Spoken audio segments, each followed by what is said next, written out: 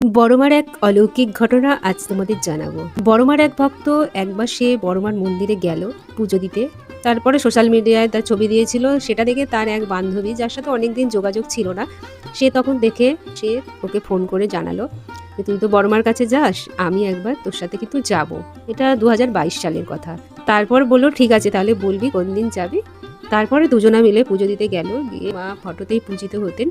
বড়মাকে পুজো দিল তারা, দিয়ে তারপর যখন বাইরে বেরোলো তখন বললো চল আমার সাথে তুই আমার বাড়ি।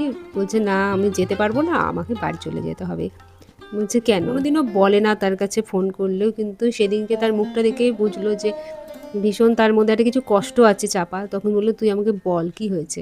তো বললো যে আমার কথা বাড়িতে তো কেউই শোনে না, আমার কথার কোনো গুরুত্বই নেই।